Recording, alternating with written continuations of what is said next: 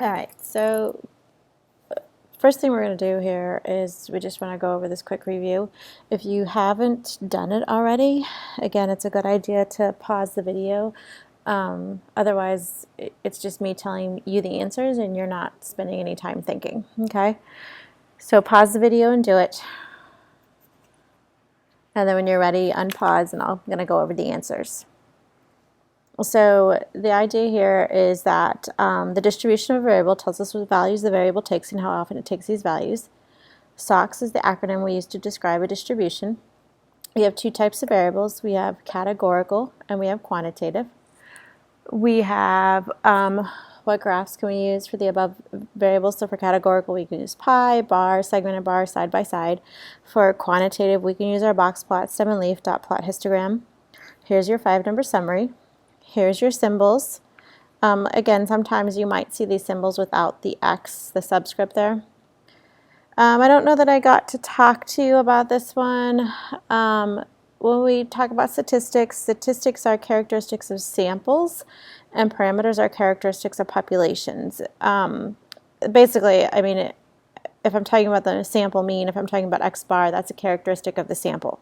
If I'm talking about the population mean, so if I'm talking about mu, I'm talking about a characteristic of the population. So it's the same characteristic, but it's just where is it coming from.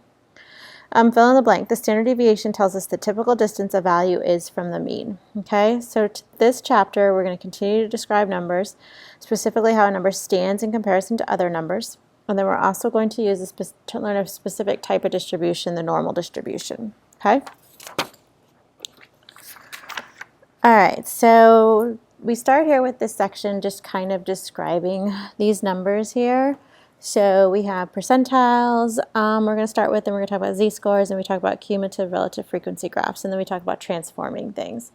So a percentile is describing location. It's telling you the percent of observations that you are above, or what percent is below you, I guess I could say that.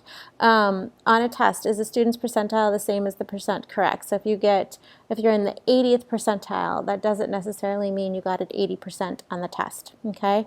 It just means if you're in the 80th percentile, you are better than 80%. In real life, you see these percentiles when on your SATs, perhaps. You see them at the doctor's office. They tell you how you're growing.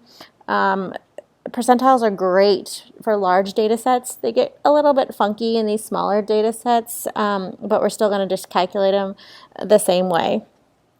So in this one right here, I've got wins in Major League Baseball. And so the stem plot below shows the number of wins for each of the 30 Major League Baseball teams in 2009. So here's your stem and leaf plot. And it says find the percentiles for the following teams. All right, so when we calculate that percentile, basically what we're doing is we're taking the total number, so in this case it's 30. We're looking at that particular value, so there's the 92 right here, and we're counting how many values are below that. So we're not including that value, we're just counting how many numbers are below it. So there ends up being 24 values below it. Then I'm going to change that into a percentage. So I get the 80th percentile. So the 80th percentile, so this tells you the notation sometimes we use that capital P with the subscript 80 is equal to 92. So the 80th percentile is winning 92 games. So I can interpret it by saying the Colorado Rockies, who won 92 games, have more wins than 80% of the teams. Okay? All right, go ahead and try B and C. Again, pause your video here. Unpause when you're ready.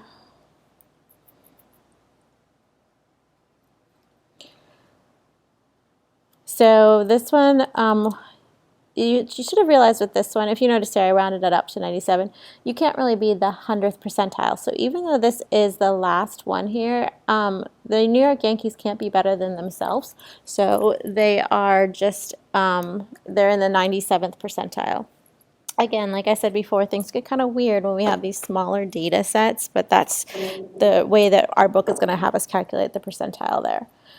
Both of the last two, both won 65 games. So I just look at the first 65. There's 3 values below that. So 3 divided by 30 times 100, that gives me my 10%. So the 10th percentile is a score of 65.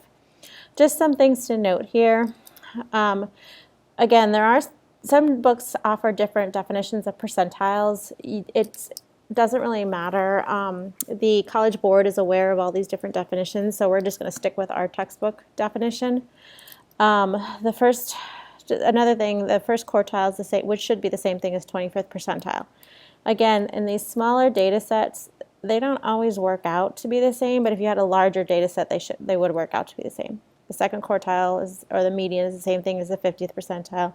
The third quartile is the same thing as the 75th. There's also deciles, so the first decile is the same thing as the 10th percentile. So there's there's other things as well, okay? We don't really worry about deciles in the AP curriculum.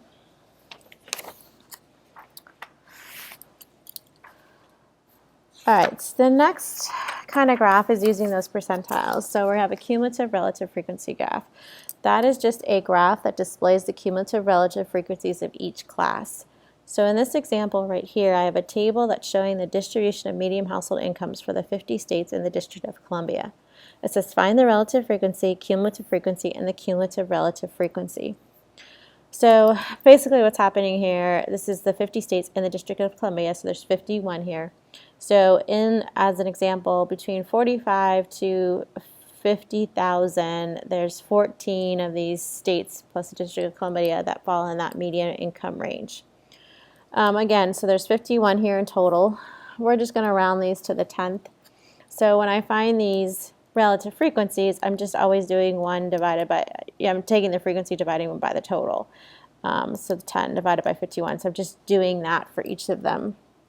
So go ahead and pause the video, calculate all those values. Again, I'm going to round them to the 10th.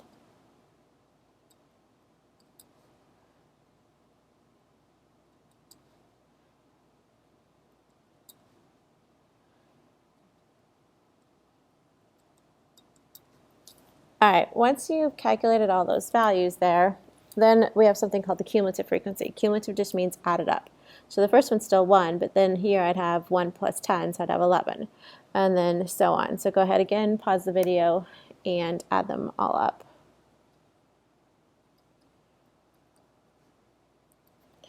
You'll know you've done it correctly if your last one ends up being 51. Cumulative relative frequency, you have 2 choices. You could take the cumulative frequency divided by 51, or you could keep adding up the relative frequency. Either way, so I could do 1 divided by 51, which will still be 2%. And then I could do 11 divided by 51, which ends up being 21.6%. Or you can just add them up that way. When you add them up, you have a risk of not adding up to 100 here in this last column just because of rounding. So again, pause the video and try this on your own.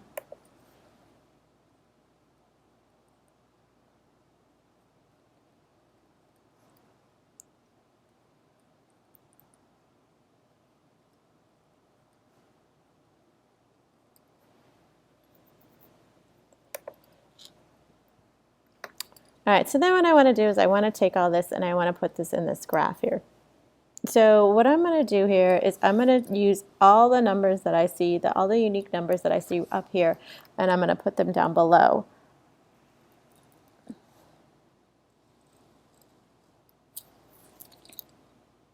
I'm going to start, it's okay that I don't start at 0. I'm going to start at 35. I think I have enough space. Actually, there's probably enough space to use 4 squares per each boundary there.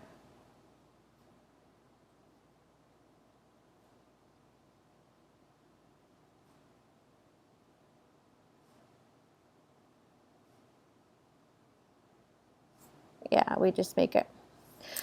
Here we're going to use that cumulative relative frequency. So since we're using that cumulative relative frequency, we need to go all the way up to 100%. I'm going to use each square to represent 5%. So this would be 10, 20, 30, 40, 50, 60. I'm going to stop writing the percent simple just because this is going to take me a while. This is the median household incomes. Again, these are the incomes down here. Okay, what happens here with this one, if you want to go back and put those percentages in, you can. What happens here with this one is we're thinking about that cumulative relative frequency. So if we're thinking about 35,000, we have nothing that is less than 35,000. So that's where I start my graph.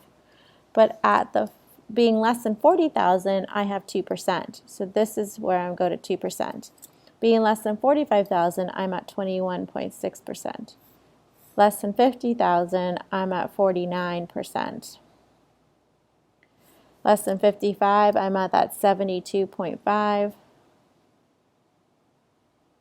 Less than 60, I'm at 82.4.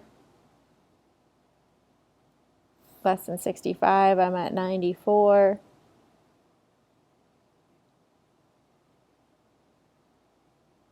And then your last one should be at 100. And then we just connect the dots.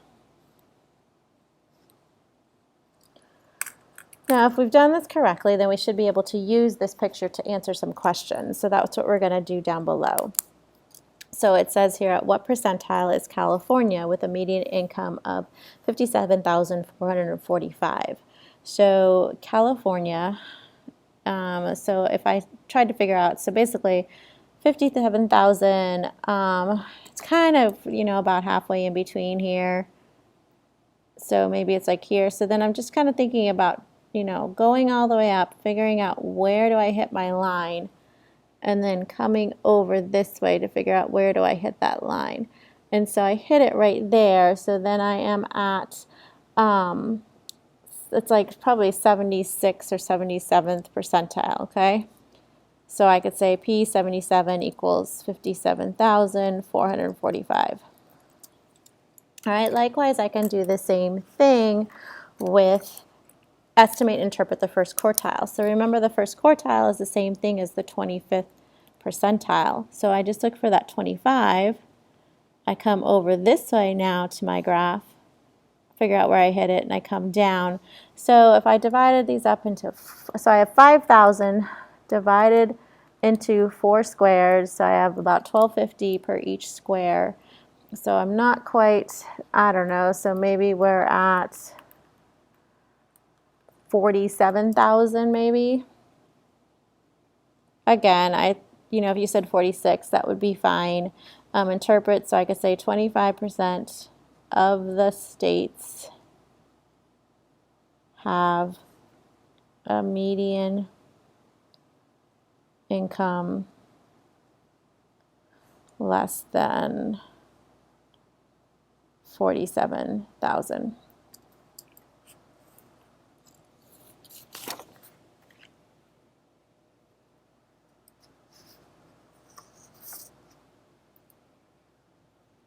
All right, the next thing we have here is we have something called z-score. So you're measuring your position or your z-score. So it says, how do you calculate and interpret a standard score?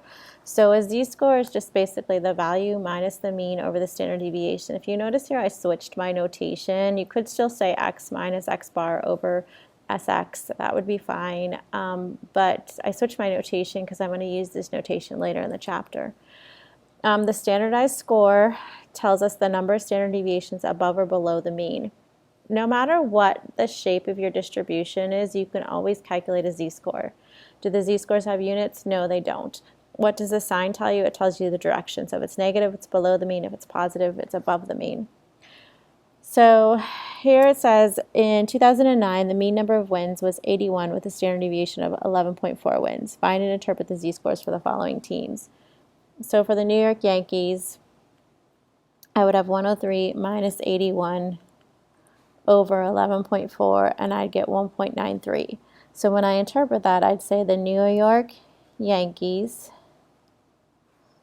were 1.3 standard deviations above the mean number of wins.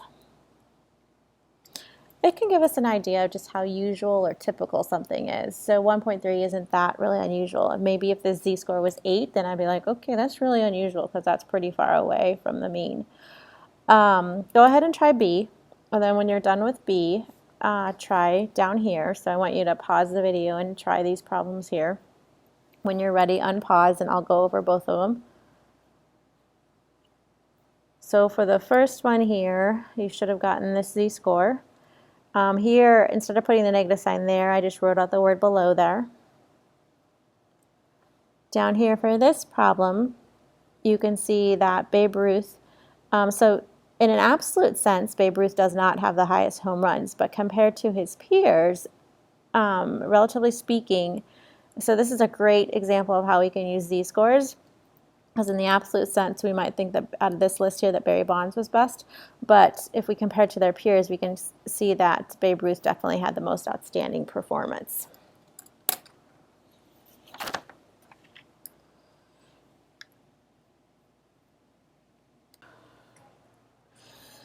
So sometimes we want to transform data. When we're transforming data, that converts the original observations from the original units to another scale. So maybe we decide we, measured something in inches, but we actually wanted it in centimeters. So we're going to want to convert it. So we're going to go through this example here. So here's the approximate salaries of the 22 members of the Pittsburgh Pirates baseball team. So you can see all those numbers there. So go ahead, take a minute, pause the video, and go ahead, type all those into your calculator, and then state your summary statistics there, and then state the shape. When you're ready, unpause.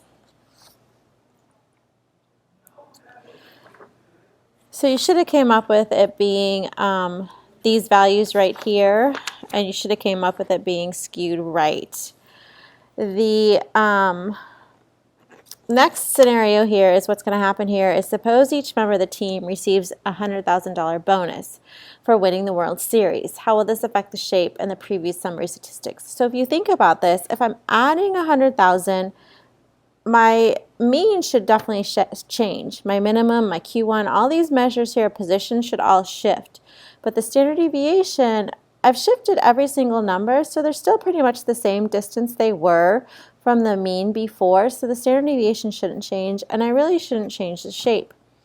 On your calculator, what you can do here is you could go over to that L2, so you use the up arrow, you press enter, so I have that black box blinking below. I can hit second number 1, so I get L1, and I can do plus 0.1. That's like my 100,000. And remember, I don't want to do 1 with 5 zeros after it because this data already here is not, it's already changed to decimals. It's already in millions, okay?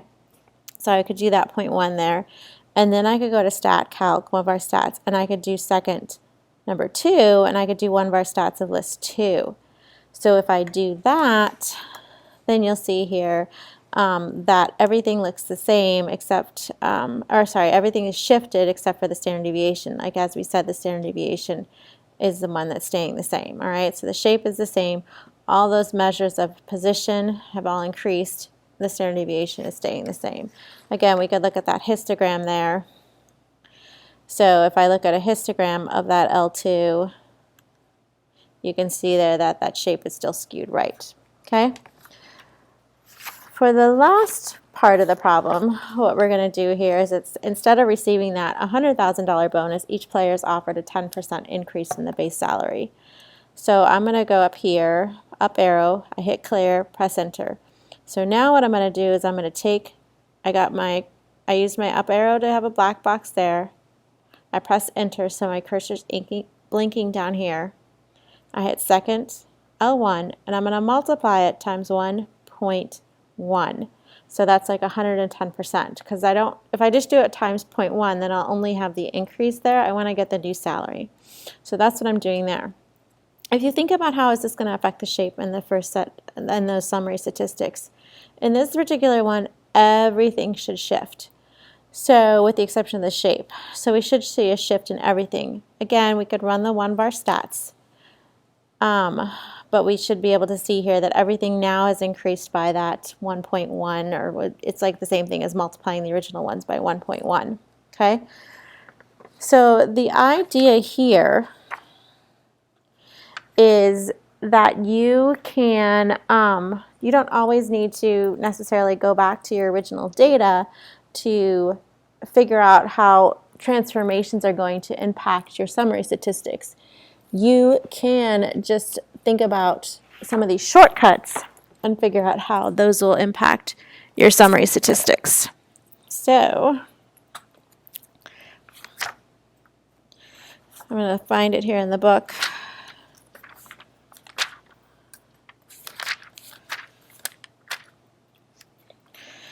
So if we are adding or subtracting, this is on page 94, if we're adding something, then we are adding that to our measures of center and location, so the mean, median, quartiles, percentiles. But it's not changing the shape of the distribution or any of our measures of spread, so the range, IQR, and standard deviation. So we can just remember that's a shortcut there. If we are multiplying, that's for adding or subtracting back there. If we are multiplying or dividing, then we would multiply or divide by measures the center and location, the mean, median, quartiles by that value. We would multiply or divide measures of spread by the absolute value, but it does not change the shape, okay? This one, so those are the shortcuts there for that one. So then in this next example here, I'm going to use those shortcuts to find the new answers. Now in this one right here, it says that in 2010, taxi cabs in New York City charged an initial fee of $2.50 plus $2 per mile. In equation form, fare equals $2.50 plus 2 miles, plus 2 times the miles. At the end of the month, the businessman collects all of his taxi cabs receipts and calculates some numerical summaries. The mean fare that he paid is $15.45. The standard deviation that he paid of those fares is $10.20. And then it says what are the mean, so I want to find the mean of the miles and I want to find the standard deviation of the miles. So in this particular problem here, I need to think about, they gave me this equation right here. It makes, since I'm trying to find the answers for the miles, it makes sense to take this equation and solve it for miles. So if I solve this for miles, I'd have fare minus 250 divided by 2. So then when I go back up here and I want to find the new mean, so the mean for the miles, I know the fare has something being subtracted and something being divided. Both of those things will impact the mean.